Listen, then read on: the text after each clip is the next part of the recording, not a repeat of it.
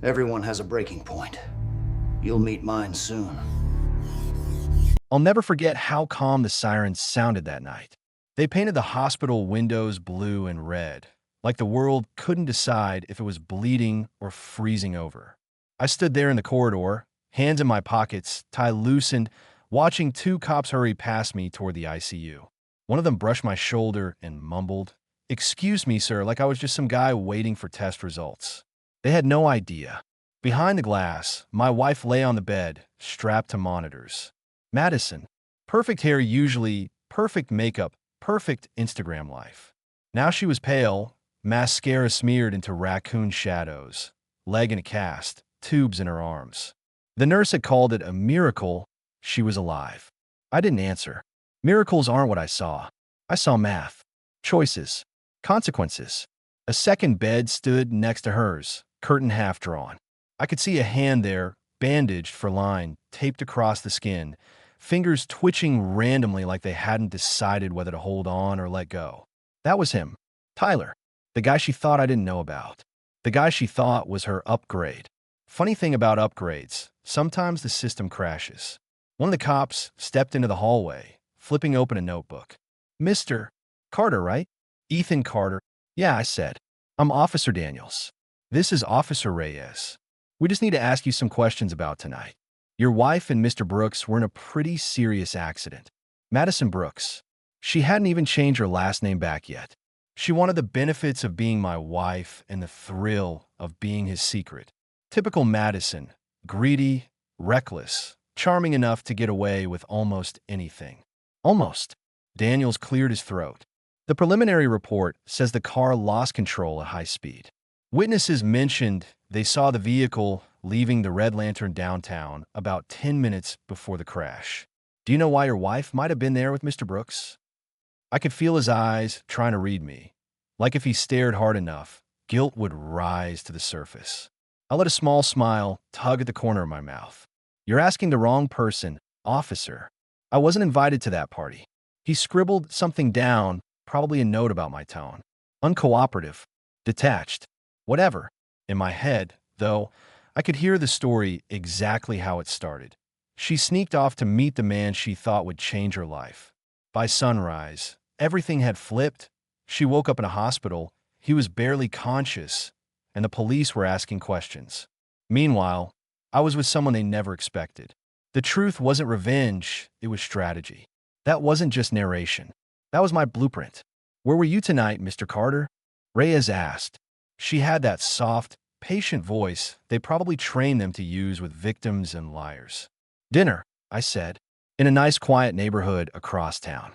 "With who?"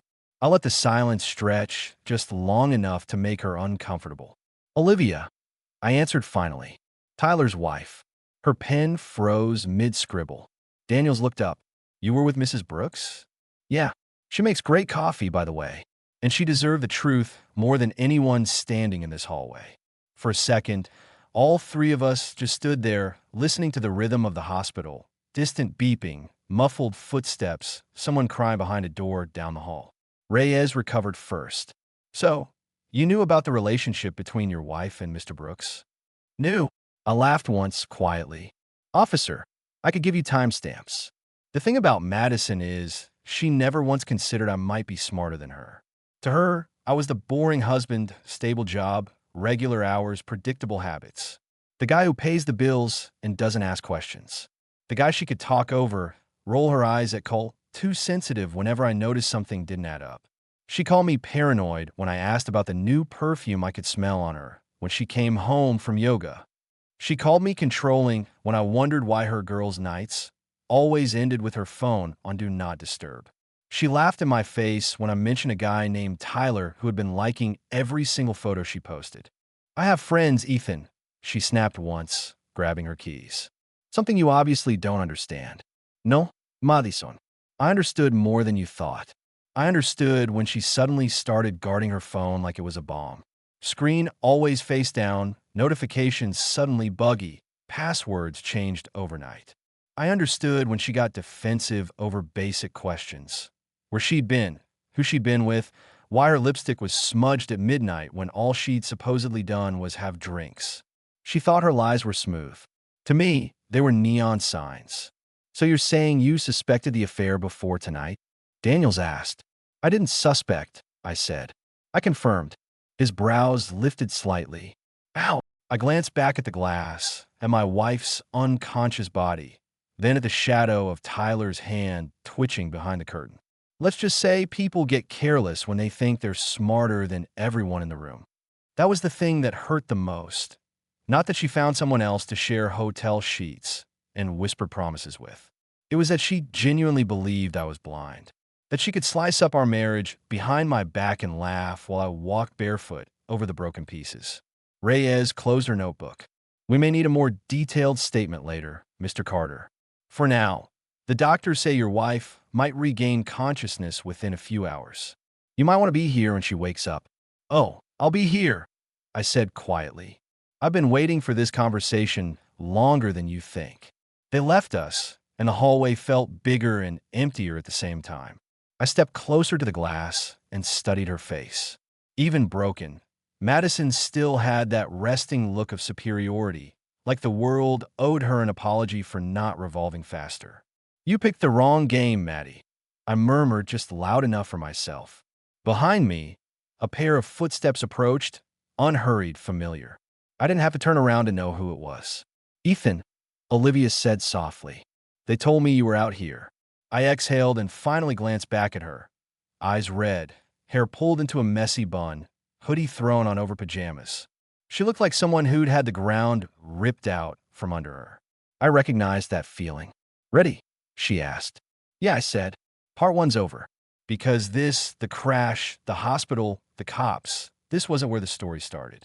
This was where it finally stopped pretending to be something else. People think betrayal hits like lightning. Fast, blinding, over in a second. They're wrong. Real betrayal is slower. It's a leak in the ceiling. At first, you don't notice. Then suddenly you're drowning. For me, it began with laughter. Not Madison's. She had this specific laugh she used when she wanted something from someone. Light, airy, fake as a plastic diamond. She used it on waiters, her boss, strangers, anyone she wanted wrapped around her perfectly manicured finger. One night, she used it in our kitchen. I was coming home late from work, key still in the lock, when I heard her giggling like a teenager. She wasn't watching TV, and nobody else was in the house. She leaned against the kitchen counter with her phone pressed to her cheek, whispering like she was selling secrets. No, Tyler, stop. You're insane, she said, dragging out his name like it tasted sweet. I froze. Tyler. I hadn't heard the name yet. Not officially, but the tone gave it weight. She ended the call the moment my footsteps hit the tile. Then she spun around with that fake innocence she wore like lipstick. Oh, hey, she chirped. Didn't hear you come in. She always heard everything. She once woke up because a light bulb flickered. I didn't confront her then. I didn't even blink. I just filed it away. That's how you catch someone who thinks they're smarter than you. Not with accusations, but with patience. The next cracks came fast. Madison suddenly had new hobbies, yoga, book clubs, networking dinners. She wore perfume that wasn't hers, clothes she claimed she borrowed from Lauren, and heels she never bought. The bank statements confirmed it. Hotel transactions under his name, ride shares at hours that had no excuse. Bar tabs for two. I didn't want to believe it. That's the embarrassing part. A man always wants to be wrong in these situations. You pray the universe laughs in your face and says, relax, you're paranoid. But lies don't evaporate. They multiply. One evening, she came home smelling like rain and whiskey, hair tangled, lips swollen. She tossed her purse onto the couch and stretched like she'd just run a marathon. Girls' night, she sighed. How was Lauren? I asked without looking at her. She blinked. Lauren? I turned my head. You said you were with Lauren. Oh, yeah, Lauren. She was good. Her eyes darted sideways, her tell. She lied like a child playing poker. That was the night I decided to gather evidence. Not out of desperation, out of curiosity. I want to know who she was when she thought I wasn't watching. I installed a duplicate SIM in her phone, synced her cloud, stopped being her husband and became her historian. Her messages with Tyler were clinical in their stupidity. Tyler, can't stop thinking about last time. Madison, me neither. He's so clueless. Clueless. Not heartbroken. Not devastated. No, she called me clueless, like I was some dog waiting for treats while she fed steak to the neighbor. The irony? Her brain was too shallow to realize I was 3 steps ahead. The turning point came a week before the crash. I got an email, not from her, not from him, but from Olivia Brooks. Subject line: I think our spouses are together. The message was short, surgical, like someone holding back tears with threadbare dignity. Can we meet? I need to show you something. We met in a quiet cafe near the river. Olivia wasn't what I expected. Not fragile, not furious. Just tired. The exhaustion of someone who loved too long and lost too slowly. She slid her phone toward me. Photos. Hotel lobby. Parking garage. Tyler's hand on Madison's waist. Madison's smile like she'd won a prize. It was enough to break a sane man. But I wasn't interested in breaking. I was interested in planning. Olivia whispered, "What are you going to do?" I didn't answer. Plans don't survive when spoken too soon. In that moment, staring at the undeniable proof, something inside me didn't snap. It shifted, like a lock finally turning the right way. Madison thought she was writing the script. She had no idea I'd already changed the ending. There's a moment before a confrontation where silence feels like a living thing. It presses on your chest, breathes in your ear, whispers all the possibilities: rage, denial, madness, freedom. I stood in that silence for 3 days, rehearsing lines I never planned to use, imagining her face twisting from arrogance to fear. I thought I was prepared. I wasn't. It happened on a Thursday afternoon. Madison was standing in front of the mirror, applying lipstick like she was auditioning for a role only she understood. Bright red, the color she saved for nights when she wanted attention that didn't belong to her husband. She didn't even notice me at first. That's how far gone we were. I was background noise in my own marriage. Going somewhere? I asked. She jumped, then rolled her eyes, annoyed I existed. Book club, she said, grabbing her purse. Book club. If lies had cliches, Madison invented half of them. I took my phone out and slid it onto the table between us. The screen lit up. Photos, messages, timestamps, locations. Tyler's name glowing like a neon indictment. She froze long enough for me to see her real face. Not the curated one she gave the world, but the frightened one she shoved into closets. Then she laughed. Laughed. Like I had shown her a meme. "Oh my God, Ethan," she scoffed. "You're unbelievable. You've been spying on me? That's pathetic. Pathetic. Not sorry. Now I can explain. No remorse. Just contempt, cold and casual, like I'd inconvenienced her afternoon plans. Tell me it's not true," I said. She brushed past me, spraying perfume like she was marking territory. "What difference does it make?" It was a sentence sharpened into a blade. What difference does it make? That was her apology. That was her confession. That was her execution of our vows. I followed her into the living room. "How long has it been going on?" She sighed like I was the one cheating. "Ethan, you're so dramatic. Tyler makes me happy. You don't. It's not complicated." She delivered those words like weather. Unavoidable, indifferent. "You could have talked to me."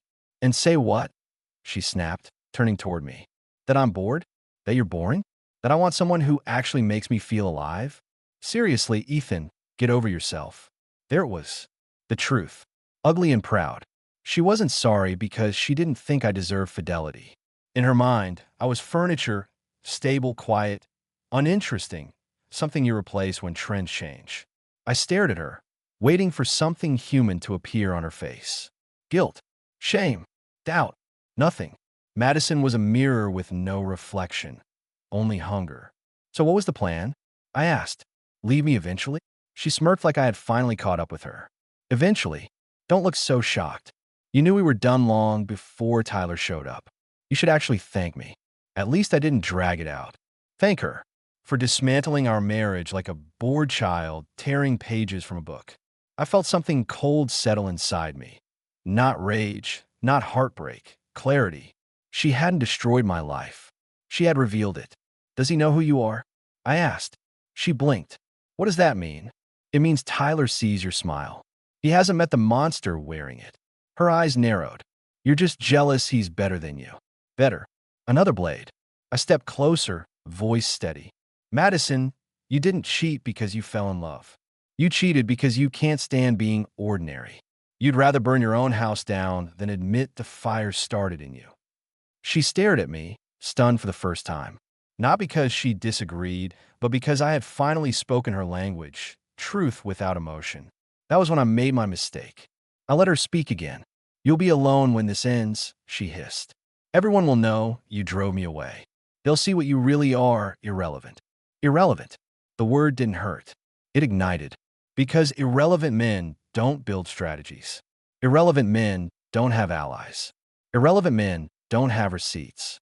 I pulled a folder from the drawer, bank statements, hotel check-ins, messages printed in hard ink, timestamps circled. Her lies cataloged. Her ego archived.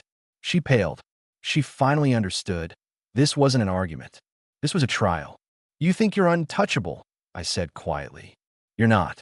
And when this ends, you won't remember Tyler's name. You'll remember mine. She reached for the folder, too late. The first domino had already fallen. You'd think once the truth comes out, the storm settles. Movies lie like that. In real life, the confrontation is just the opening act, the spark that lights every fuse you didn't know existed. After Madison stormed out that night, slamming the door so hard the frames rattled, the house felt bigger. Empty, but not quiet.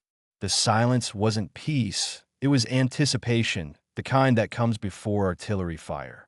I sat at the dining table, her perfume still hanging in the air like a taunt, and realized something unsettling. I didn't miss her. I missed the version of me who believed her. The next morning, she didn't come home. No apology, no explanation, not even a fake excuse. This wasn't avoidance. This was arrogance. She genuinely believed that if she left long enough, I'd cool down, that I would welcome her back, tail wagging, grateful for scraps of attention. That's when I understood the real betrayal. She never feared losing me. People value what they're afraid to lose. Madison valued nothing. Around noon, my phone buzzed. Olivia. He didn't come home either. We need to talk. We met at a cafe again, but the atmosphere had changed. The first time, we were two strangers sharing suspicion. Now, we were co-authors of a tragedy neither of us volunteered for. She slid into the chair across from me, eyes red but posture steady. They checked into a hotel last night, she said. Together. Of course they did. Cheaters always run to the same hiding place, somewhere they can pretend the world stops when they close the door. Olivia pushed her phone toward me again, photos of Madison and Tyler leaving the lobby. Madison wasn't ashamed. She was glowing, posing like the world was applauding her betrayal. Tyler had his arm around her like he'd stolen a prize. Do you love her? Olivia asked suddenly. It was a cruel question because it demanded honesty I wasn't ready for. I loved who I thought she was, I said. Now, I don't know what she is. Olivia nodded slowly. I keep asking myself what I did wrong. I leaned forward. You didn't do anything wrong. Tyler didn't cheat because something was missing at home. He cheated because something was missing in him. That was the truth I had learned the hard way. Cheaters don't chase passion. They chase escape. Responsibility feels like chains to people who never learned how to stay. Olivia exhaled shakily. So what now? There it was, the question that turns pain into purpose. Most people confronted with betrayal face three options. Break, run, transform. I was done breaking. I was done running. So I chose the third. We don't need revenge, I said. Revenge is emotional. Emotions fade. We need something smarter. Her brows furrowed. What do you mean? You'll see. I wasn't being dramatic. I genuinely didn't have all the pieces yet. But I knew one thing. Madison's downfall would never come from rage. It would come from her own ego, the same ego that convinced her she was untouchable. The universe has a habit of humbling the untouchable. That night, Madison finally texted me, not apologizing, not explaining, ordering. Madison, I'm staying at Lauren's. Don't wait up and stop stalking me. It's pathetic. Lauren, she still thought the lie would work even when the truth was screaming in her inbox. I stared at those words, at the sheer disrespect dripping from each letter, and something inside me hardened permanently. The woman I had married was gone. In her place stood someone who mistook cruelty for confidence. I didn't reply. Silence is the most painful answer for people who feed on attention. 2 days later, the crash happened. The one that flipped their world upside down and turned Madison's arrogance into a medical chart. The police called me because I was still legally her husband. Strange, isn't it? The woman who couldn't remember my existence suddenly needed my signature to stay alive. Standing outside her hospital room, watching her unconscious body, I didn't feel triumph. I didn't feel pity. I felt inevitability. This wasn't karma. This was cause and effect. A machine she had built with her own hands finally collapsed on top of her. And yet, this wasn't even the climax. It was just the first crack in her kingdom. The morning after the crash, I woke up before my alarm. Not because of anxiety that had burned out days ago, but because clarity had taken its place. Betrayal can do that. It scrapes you raw until only the truth remains, sharp enough to cut with. I got dressed in silence, the house colder than usual, the floorboards echoing like they belonged to a stranger. Madison's heels still sat near the door, a museum exhibit of a life that no longer existed. I didn't move them. I wanted to remember exactly where she stood when she walked out on us. On her way to someone she believed was an upgrade. By the time I reached the hospital, reporters had already gathered outside. They weren't there for Madison. She was nobody without filters and lighting. They were there because Tyler was somebody. A financial consultant with a social media audience. A man who preached loyalty and commitment online while renting hotel rooms under fake names. Hypocrisy makes great headlines. Inside, I found Olivia in the hallway, clutching a paper cup like it was an anchor in a tidal wave. "He's stable," she said. Barely. Her tone didn't match the words. There was no grief in her voice, just exhaustion and something colder, disassociation. Love doesn't survive this kind of betrayal. It evaporates. "She hasn't woken up yet," I said, nodding toward Madison's room. Olivia didn't look. Part of me hopes she never does. It was brutal but honest. Honesty tastes bitter at first, then addictive. We sat on the uncomfortable hospital chairs, two abandoned spouses stitched together by circumstance. The fluorescent lights hummed overhead, buzzing like angry insects. "What now?" Olivia asked again, quieter this time. I leaned forward, elbows on my knees. "We don't rush," I said.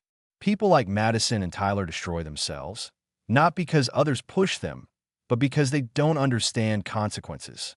Olivia stared at me, trying to decipher whether I was angry, calm, or both. "What do you want?" she asked. It was the most important question. Revenge is emotional. Retribution is mechanical. "I want truth," I said. "Not just for us, for everyone who was fooled by them."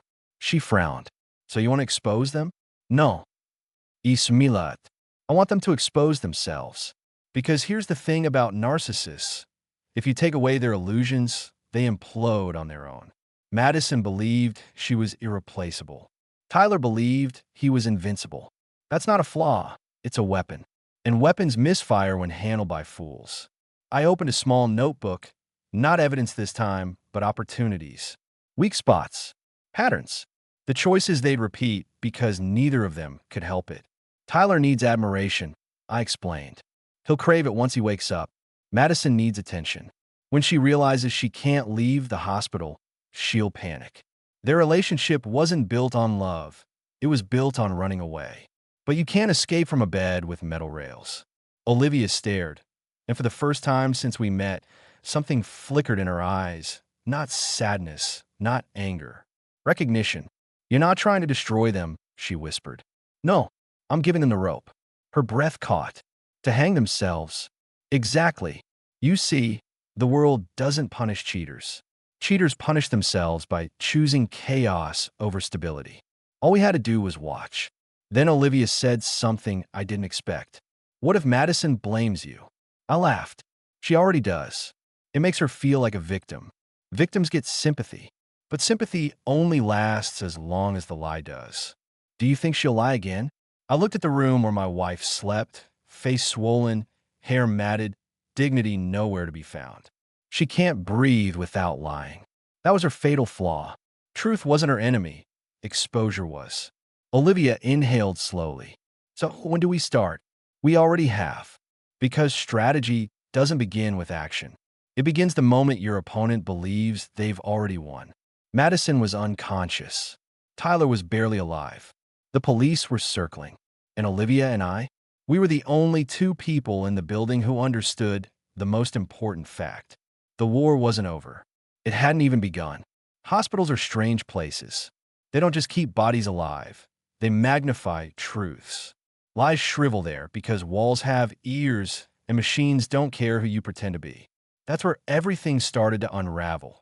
Not with shouting or confessions, but with whispers, glances, and the one thing Madison could never outrun. Attention she couldn't control. The morning she finally woke up, the nurse came to find me. I wasn't there out of loyalty. Loyalty had died long before she landed in that bed. But because I wanted to see her face when she realized her kingdom had collapsed. Madison blinked awake like someone waking from a dream she didn't want to end. Her eyes darted around the room, searching for someone who wasn't there, Tyler. The panic was instant, raw, unfiltered. It wasn't concern. It was possession. Where is he? She croaked. Not where am I? Not what happened. Her first thought was him. Beautiful. I stepped into view. Her gaze snapped to me. And for the first time since we married, she didn't have a script ready. Her voice trembled with something close to fear, not of consequences, but of being cornered. What are you doing here? She hissed. Legal formality, I said. Husband stuff. Don't flatter yourself. She swallowed hard, processing every implication she didn't want to face. Madison thrived in fantasy. The hospital was reality, and reality was toxic to her ego. Did you tell anyone? She asked quickly, eyes widening. About it? No, I said. You'll do that yourself. Confusion clouded her face. Madison wasn't used to puzzles she didn't design. Before she could speak again, a doctor entered, clipboard in hand. Mrs. Carter, you're lucky to be alive. Mr. Brooks is still unconscious. The accident was. I need to see him, she interrupted, desperate, biting down on her lower lip. The doctor blinked. Your injuries are severe. You won't be walking for weeks, and even then.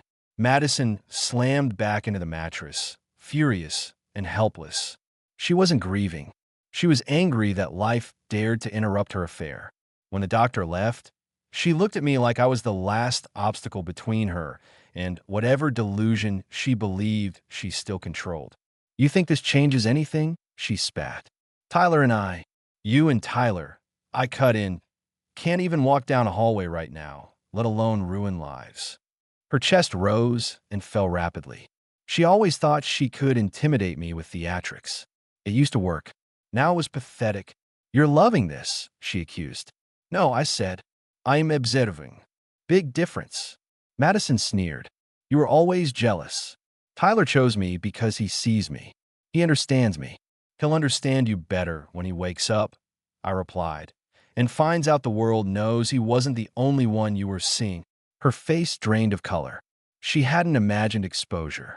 She imagined triumph. That's when Olivia appeared in the doorway. Madison's eyes widened. A flicker of doubt, no, dread, crossed her features. She recognized Olivia not as a rival, but as something far worse. A mirror she couldn't manipulate. You, Madison whispered. Olivia didn't raise her voice. She didn't cry. She just stepped inside and looked Madison in the eye, calm the way hurricanes are calm before landfall. You threw away your marriage, Olivia said softly. Tyler threw away his family. And for what? A fantasy neither of you could keep upright at 70 miles an hour. Madison opened her mouth, but no sound came out. She wasn't speechless. She was cornered. And Madison had no weapon for that scenario. Olivia continued. You didn't destroy us. You freed us. Those words hit harder than any scream. Because they weren't emotional. They were factual. Madison tried to speak, to spin, to twist, but her lies had fractures now. They couldn't hold her weight. The unraveling had begun. Not through revenge. Not through anger. But through truth. The one thing she couldn't counterfeit. And the best part? She still believed she could win. She had no idea she was already losing. Some people break loudly. They scream, scratch, throw things, claw at reality because they can't stand what it reflects. Madison wasn't loud. She didn't explode. She cracked, the way glass does, silently, invisibly, until it suddenly becomes dust. It started with the cameras. Hospitals have them everywhere. Hallways, reception desks, even the parking lot. Tyler and Madison hadn't just cheated. They had cheated publicly. The crash had been recorded. Their arrival at the Red Lantern bar had been recorded. Their hands all over each other had been recorded. Cheaters love privacy until it becomes evidence. I didn't leak anything. I didn't have to. Gossip leaked itself. By noon, nurses were whispering, orderlies were staring, and visitors were nudging each other like spectators at a zoo exhibit labeled self-inflicted disaster. Madison noticed. Oh, she noticed. When a woman's power comes from image, silence kills faster than bullets.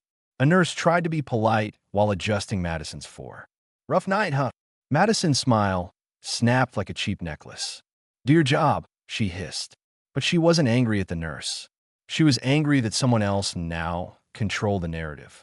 Madison needed attention, but only on her terms. Now she was being watched like a cautionary tale.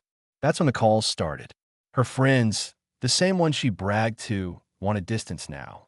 Nobody wants to be photographed near scandal. Her boss left a polite voicemail telling her to focus on recovery, which was code for, don't come back. Reputation is fragile. Hers disintegrated like ash. Meanwhile, Tyler woke up. The moment he gained consciousness, panic crawled across his face. Not because he survived a car crash, but because he realized he hadn't escaped anything. Olivia was standing right beside him when he opened his eyes. He blinked hard, like seeing her was a hallucination. His voice rasped like gravel dragged on pavement. Olive, what are you?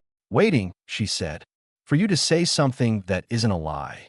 His mouth opened, closed, opened again. No sound. Cheaters can recite poetry when lying, but truth leaves them mute. You wrecked our family, Olivia said calmly. And for what? A woman who would trade you the second someone shinier walks by. Tyler looked toward Madison's room, terror and longing flickering in the same breath. Cheaters never love each other. They love the reflection they see of themselves in someone else. Take away the mirror, and they decay. Olivia stepped back. You chose this. Now live in it. Tyler tried to reach for her, but the four-line jerked his arm back. The symbolism was almost laughable. While he struggled, Madison demanded answers. She wanted to see him. She wanted control. She wanted to rewrite the narrative into something where she was the misunderstood heroine. Reality didn't care. A social worker visited her room. Mrs. Carter, the police need your official statement. As your spouse, Mr. Carter. My spouse, Madison shrieked. It doesn't matter. Every nurse heard that. Every rumor solidified. The universe didn't need to punish her. She was doing it herself. The police returned, not to arrest me, but to confirm details, locations, witnesses, timestamps. Madison tried to interrupt every question, spinning stories so flimsy they hardly qualified as lies. Officer Reyes finally said, Mrs. Carter, do you understand you're not the victim here? Madison froze. No man had ever told her that with authority. She tried to laugh it off. The laugh didn't come. Her world wasn't breaking. It was done. The collapse wasn't loud. It was quiet, humiliating, irreversible. Tyler couldn't save her. Her friends wouldn't save her. Her lies had expired. And Madison finally saw the truth. She wasn't the main character. She was the cautionary subplot. Endings don't arrive with trumpets.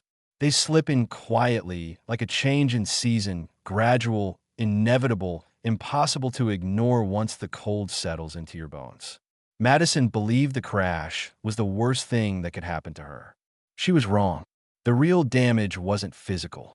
It was reputational, psychological, structural. I didn't destroy her life. She did. I simply turned on the lights. The day I filed for divorce, I did it without ceremony. No speeches. No accusations. Just a pen and a signature. The clerk stamped the paperwork while glancing at me the way people look at someone who's been through a fire and walked out carrying gasoline. Do you want a restraining order? She asked. I almost laughed. Madison wasn't coming after me. She was clawing at herself. I left the courthouse lighter, not because I was free from marriage, but because I was free from illusion. There's a kind of peace that comes after betrayal, a stillness that feels earned, not gifted. I used to think love was something you protect. Now I know love is something you guard yourself with and give only to those who can carry it without shattering. When I returned to the hospital for the last time, Madison was sitting upright, leg in a brace, hair disheveled, eyes hollow. She wasn't crying. She wasn't apologizing. She was calculating, trying to find her place in a world that no longer revolved around her. "You can't leave me," she said, voice brittle. "We build a life." "No, Olivia. I built a life. You borrowed parts of it." Her jaw clenched. "I made a mistake. A mistake is forgetting an anniversary. You made a choice." She scoffed, but it lacked venom. Her arrogance was dying from internal bleeding. Despite everything, she tried one final tactic, the oldest one in her book. "You'll never find someone like me." I met her eyes and smiled. That's the point. There was the crack that reached her soul. She looked away, like the room had turned too bright. Narcissists don't fear abandonment. They fear irrelevance. And I had made her irrelevant by removing her audience. Across the corridor, Tyler watched from his doorway, bruised, stitched, and terrified, not of the crash, but of the reflection Olivia had left him with. His fantasy was gone. Madison wasn't a forbidden fruit anymore. She was spoiled produce nobody wanted to claim. He tried to speak as I walked past. "Ethan, man, I didn't stop walking. Some apologies aren't words. They're consequences." Outside, Olivia was waiting by the entrance. She didn't ask what happened. She didn't need to. Some endings are visible before they're spoken. "You okay?" she asked. For the first time, I answered yes. We walked out together, not as lovers, not as victims, but as survivors of a war we never wanted to fight. The sky was quiet, but it didn't feel empty. It felt new, like a canvas that hadn't yet been touched. People assume stories about betrayal end with revenge. They don't. Revenge is short-lived, shallow, fleeting. What lasts is understanding, the knowledge that betrayal doesn't define you unless you let it. Madison didn't break me. She revealed me. She showed me what I refused to see, that loyalty without reciprocity is servitude, and love without truth is a trap disguised as comfort. If I could offer advice to anyone standing where I once stood, it would be this: don't chase the person who betrayed you. Chase the person you become afterward. Because that version of you, the one who knows pain, survived humiliation, and still stands, is the version they never expected to exist. Madison thought she ruined my life. She didn't ruin it. She started it. The end.